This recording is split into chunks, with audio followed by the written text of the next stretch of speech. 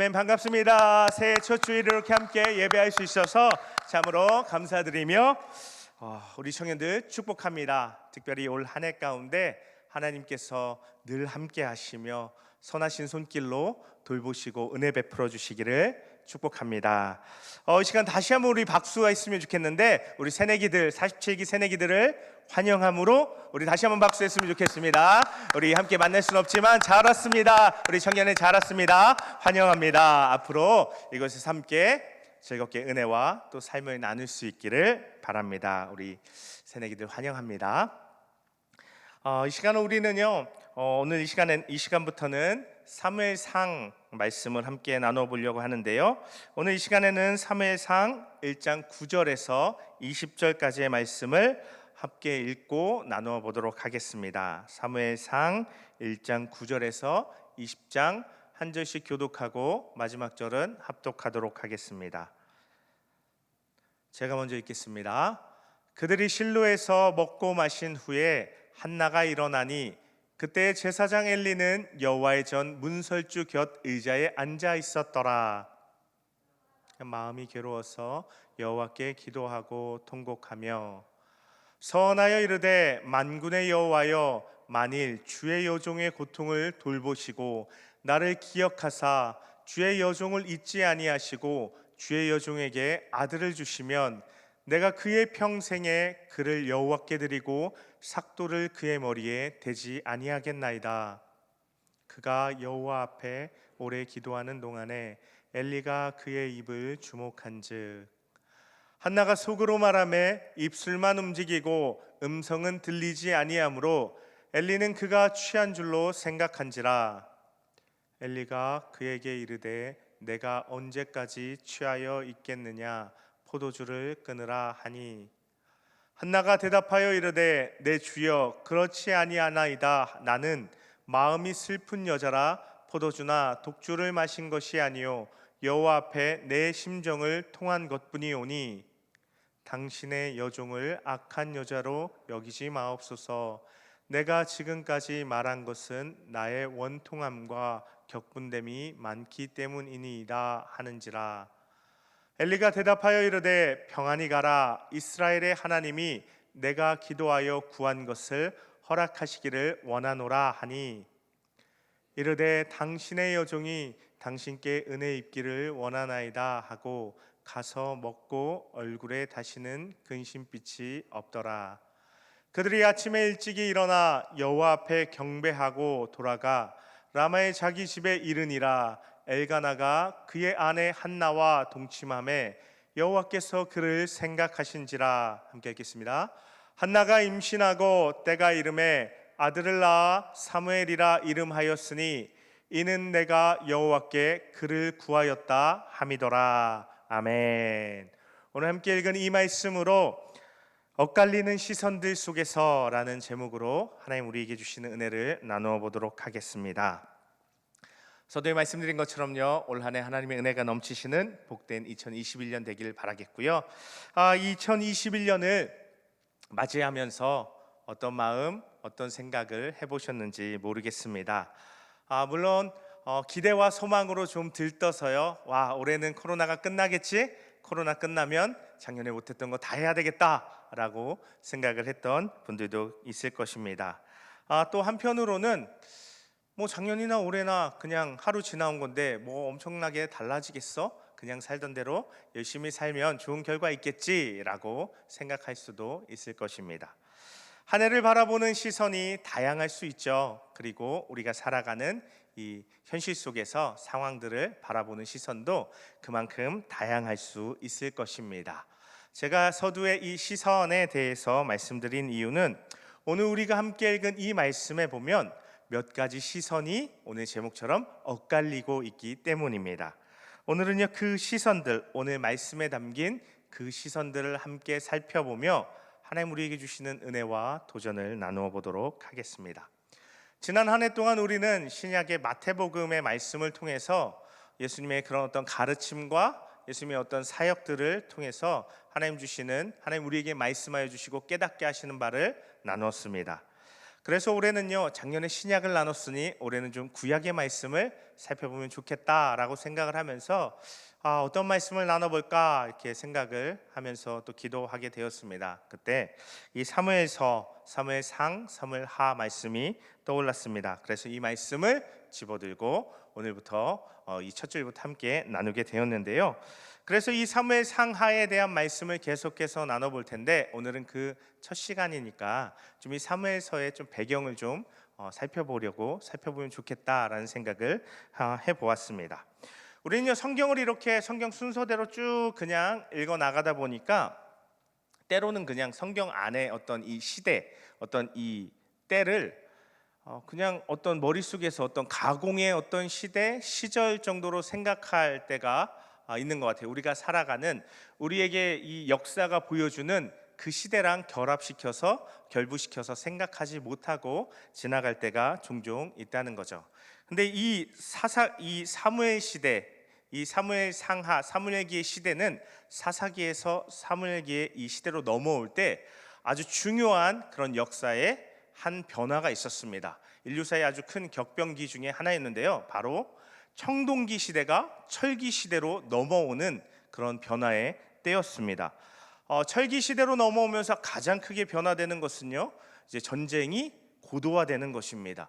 이전에 청동기는요, 사실 청동기는 약했어요. 그래서 뭔가를 이렇게 때리고 뭔가 이렇게 찌르고 해봐야 쉽게 구부러지고 잘 좀 이 전쟁이 안 되는 그런 도구였죠. 그런데 철기는요, 강력하고 이 전쟁을 치르기에 굉장히 큰 도움을 주는 그런 도구였습니다. 그러다 보니까요, 전쟁이 고도화될 뿐 아니라 전쟁이 대규모화됩니다. 이런 변화가 나타나니까요, 점점 이 철기를 바탕으로 한 나라들이 왕을 가지고 주변을 정복해 나가고 침략하는 이런 나라들이 생기게 된 것입니다. 뭐 좀 딱딱한 말로 하면 중앙 집권적인 그런 권력이 요구되는 시대를 맞이하게 된 것입니다. 그것은요, 이 이스라엘 주변 나라들뿐만 아니라 이 이스라엘도요, 이스라엘 또한 마주한 그런 변화였습니다. 이스라엘도요, 주변의 나라들이 철기를 갖고 자꾸 쳐들어오고 전쟁을 일으키고 하니까 그들에게도 이전과는 다르게 뭔가 더 적극적으로 이 전쟁에 대응할 수 있는 방법이 필요했는데, 그것은 바로 그들의 전쟁을 감당하고 지휘할 수 있는 왕이 그들에게도 필요하게 되었다는 것입니다. 그래서요, 왕이 이제 요청되는 시대를 맞이하게 됐는데, 그래서 이스라엘에 왕이 세워지게 되는데, 그것에 대해서 사무엘서가 답을 주는 것입니다. 특별히 이스라엘 왕의 등장에 있어서 왜와 어떻게를 보여주는 것이 바로 이 사무엘서의 말씀입니다. 그만큼요, 이 왕이라는 한 단어가요, 이 사무엘서의 모든 메시지를 담아낼 수 있는 아주 중요한 키워드라는 것입니다. 우리가 그것에 좀 집중하면서 이 사무엘상하, 사무엘서 말씀을 나누어 갈 수 있기를 바랍니다. 그런데 그 왕이 세워지는 모든 이야기의 시작이요, 오늘 말씀해 보니까요, 한 가정에서 시작되고 한 가정에서 이루어집니다.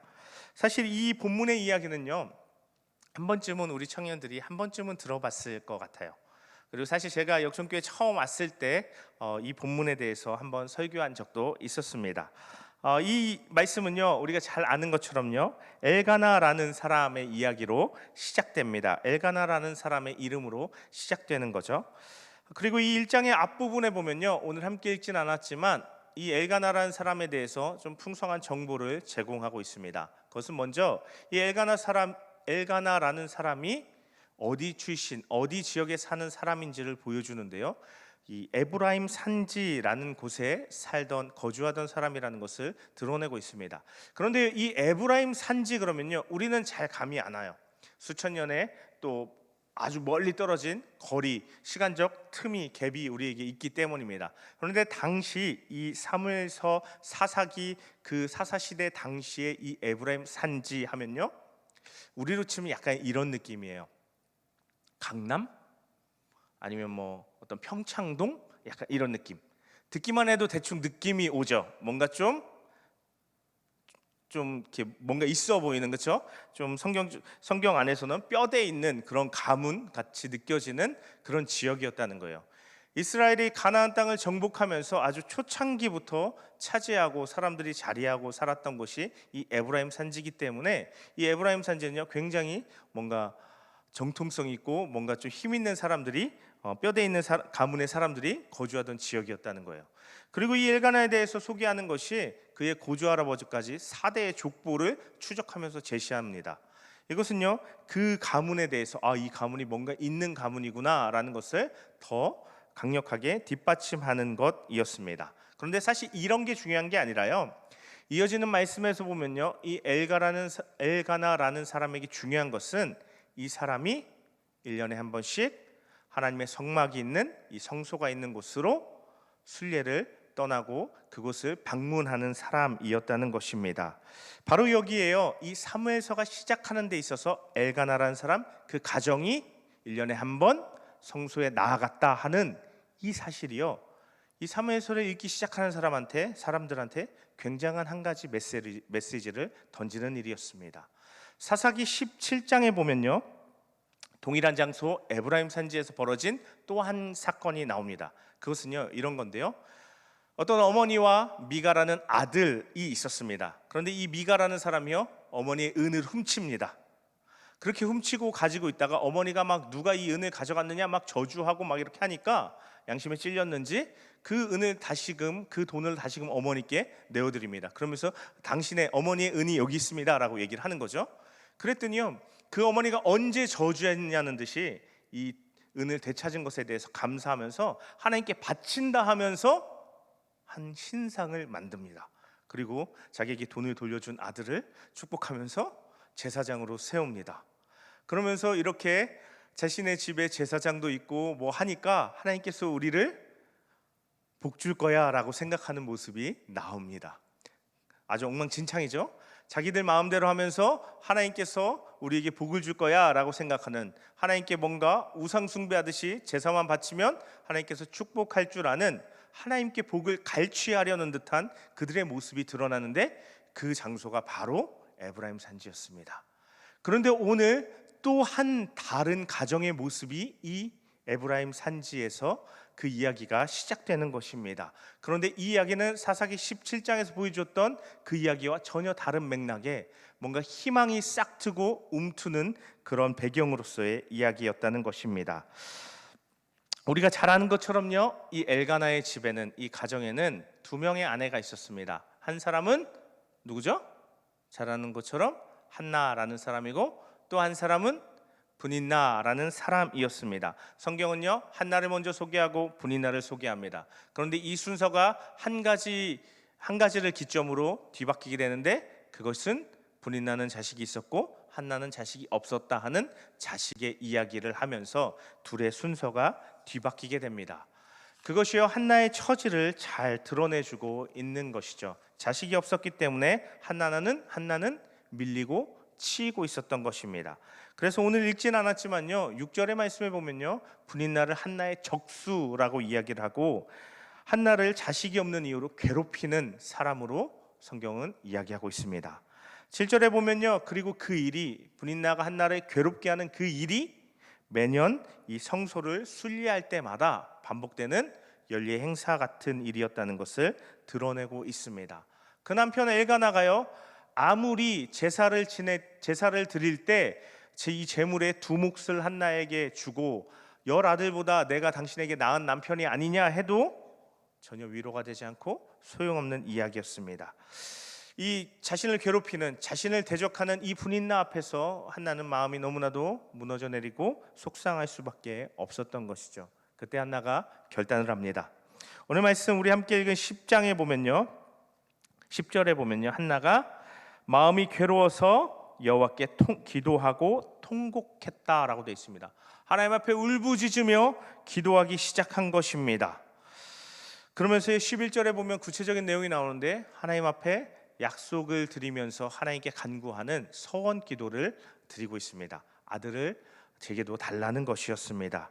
그런데요 한나가 이렇게 기도를 하는 모습을 12절 말씀은요 오래 기도하는 동안이라는 말로 한나가 아주 오랫동안 하나님 앞에 머물며 기도했다는 것을 드러내고 있습니다.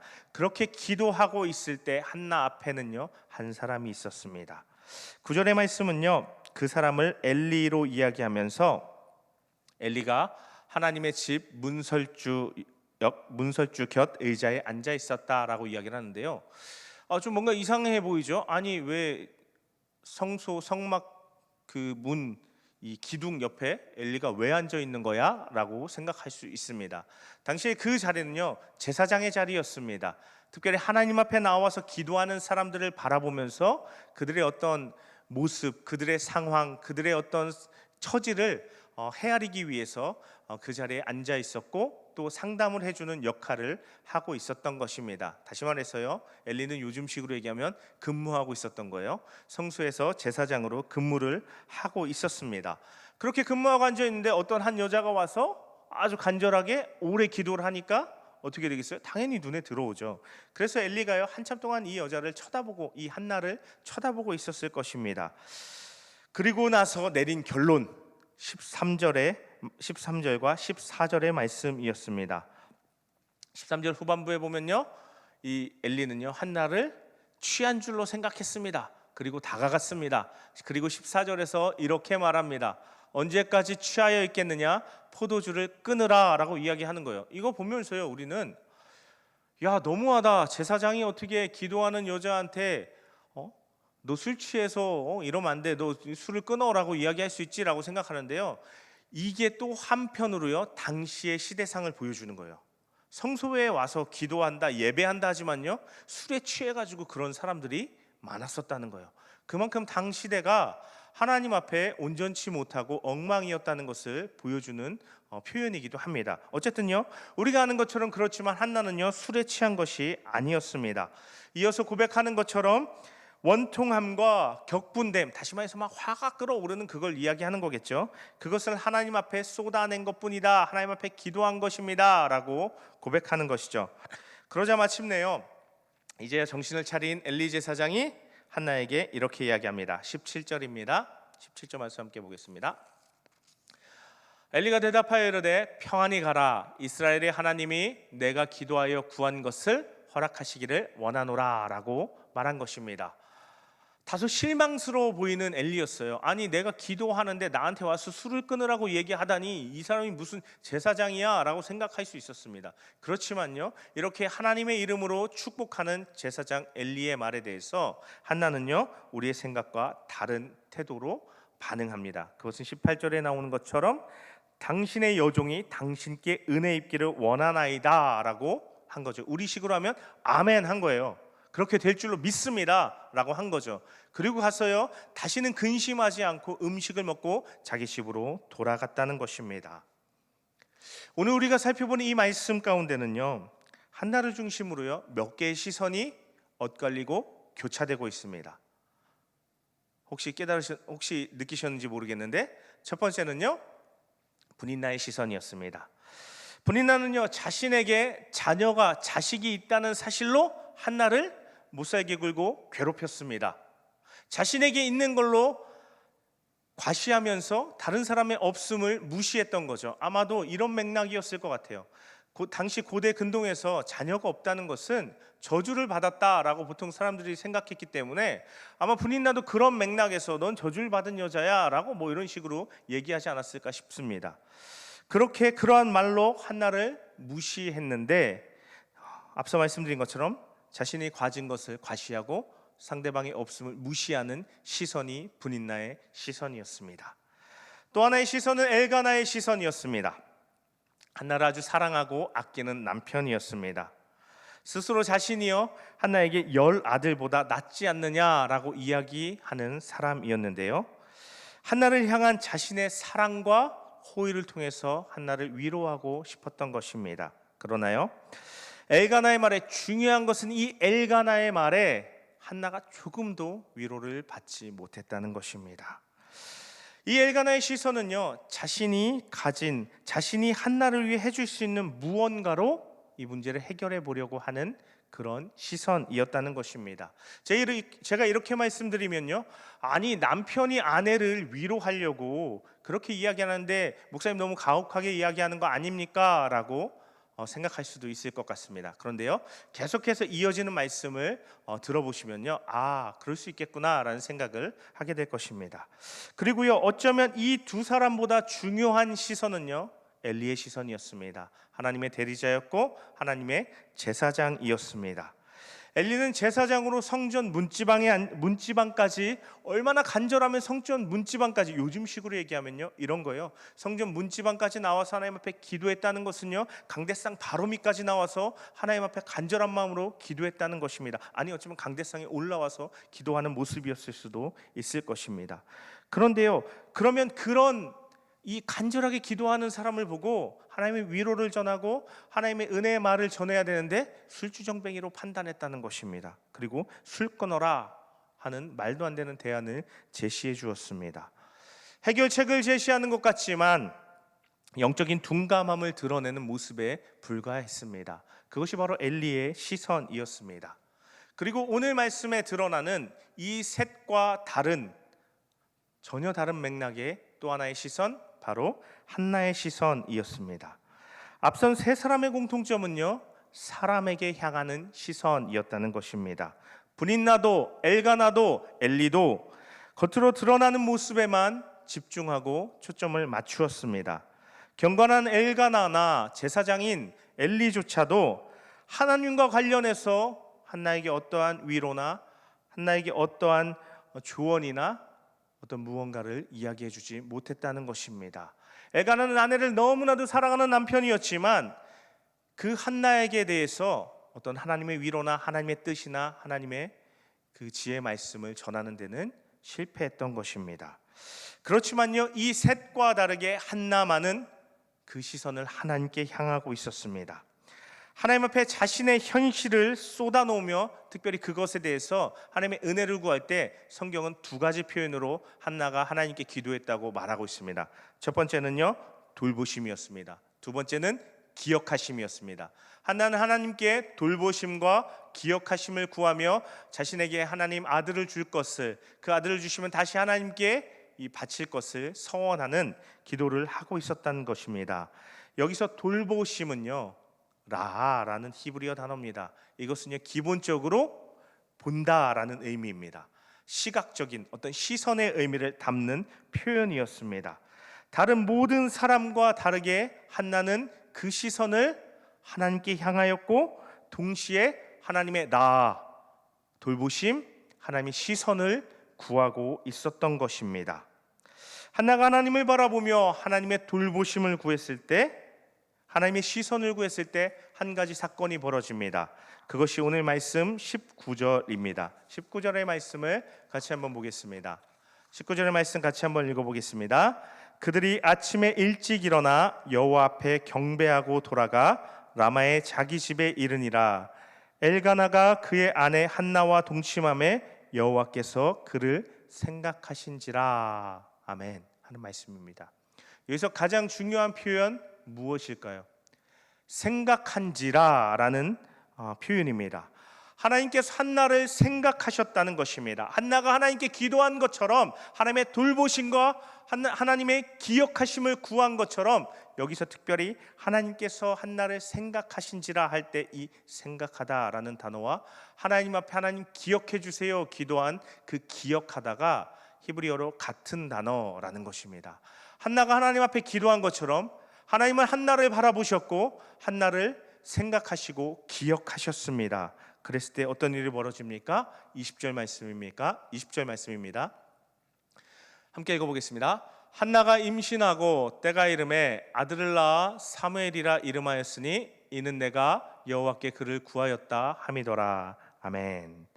하나님께서요, 자신을 바라보는 한나를 하나님께서 바라보시고 그 한나를 기억하셨을 때 한나가 기도한 대로 그 아들 사무엘을 한나에게 주셨습니다.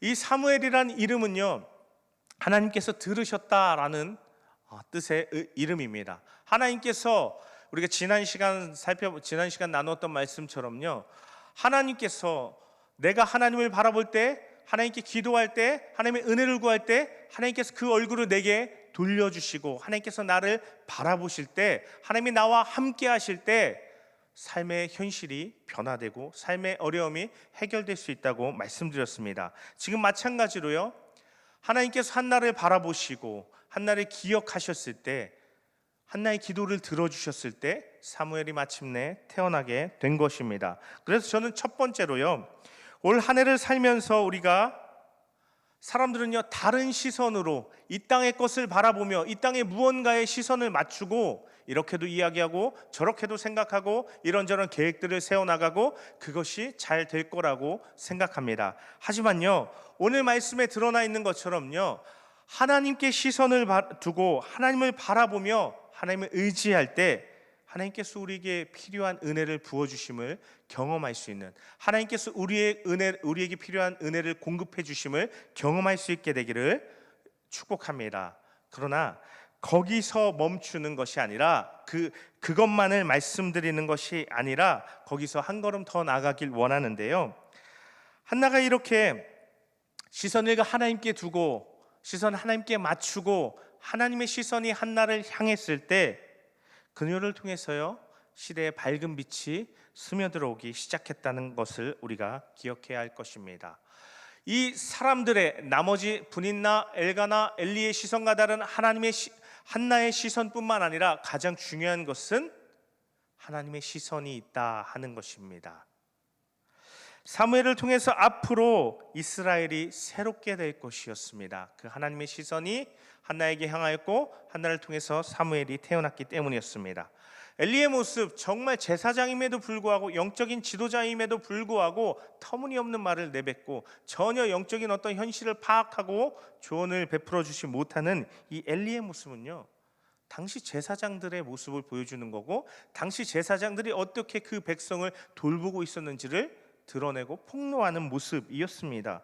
제사장들은요 백성들을 하나님께로 이끌어주고 하나님의 은혜를 백성들로 하여금 경험하게 해줘야 됐는데 오히려 백성들이요 제사장이 이런 말도 안 되는 얘기들을 조언이랍시고 어떤 하나님의 말씀이랍시고 전하면 그것을 듣는 사람들이 어땠을까요? 하나님이요 한없이 멀게만 느껴지는 거죠. 하나님께서 내 현실적인 이 삶에 전혀 관심이 없으신가 보다, 잘 모르시나 보다 라고 생각할 수밖에 없었다는 것입니다. 당시 제사장들의 모습이, 영적 지도자들의 모습이 백성과 하나님을 전혀 가깝게 해주지 못하고 있었다는 것입니다. 그러나 사무엘을 통해서 다시금 하나님의 말씀이 들려오고 다시금 하나님의 말씀이 백성들에게 전해졌을 때 백성들은 말씀하신 하나님을 경험할 수 있었습니다. 자신들에게 가까이 계시며 자신들의 모든 현실을 알고 계시며 돌보시기를 원하시는 하나님을 다시 깨닫게 되고 만날 수 있게 되었다는 것입니다. 그것을 통해서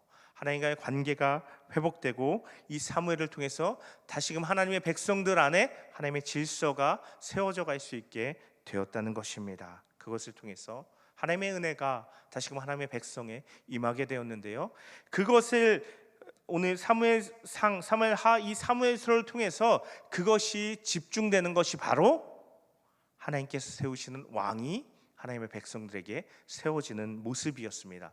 바로 그 왕을 세우는 킹메이커 역할을 감당하는 사람도 바로 이 사무엘이었던 것입니다. 이 사무엘 한 사람을 통해서 시대가 새롭게 되고 이스라엘 민족이 변화되게 되는 역사가 나타나게 되었다는 것입니다. 그런데 그 사무엘의 등장이 어떻게 가능했습니까?